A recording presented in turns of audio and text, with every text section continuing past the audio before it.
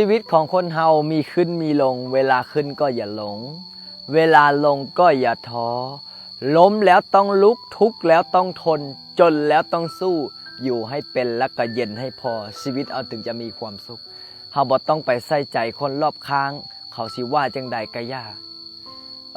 มันขึ้นกับคนที่เว้าถ้าคนเว้าดีเขาได้ฟังข้าวของเฮาก็เป็นข้าวดีถ้าคนเว้าหายเขาได้ฟังข้าวของเฮาเขาก็สิใส่หายไปสิเฮาเพราะฉะนั้นบ่ต้องไปใส่ใจไผใส่ใจตนเองที่สุดพระพุทธเจ้าเนี่ยบอกว่าให้ดูจิตใจของตนเองเอื้อยเพิ่นมาแต่ทาแค มาจะไทยแคบขนาด อันนี้อยู่เวียงจันทน์ อันนี้เราอยู่บ้านจันทร์สว่าง มาร่วมบูชาทอง โดย ล่อพระพุทธรูปเนาะ โดย โอ้อันนี้ก็มาบูชาทองเนาะนี่ โด โอ้ ยบูชาทองเราให้ เอาเขียนชื่อซะเด้อตอนนี้ก็จะเอาไปวัดให้ออกตนญาติโยมผู้ที่มีจิตศรัทธาได้ร่วมเกาะร่วมหอยร่วมอุปโภคโมทนาคนละเล็กคนละน้อยคนละร้อยคนละพันคนละ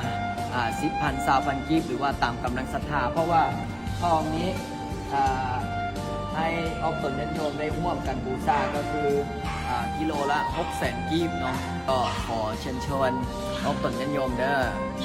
จะตกขบวนบุญได้ออกตนญาติโยมเพราะว่าพระพุทธรูปองค์นี้สร้างอยู่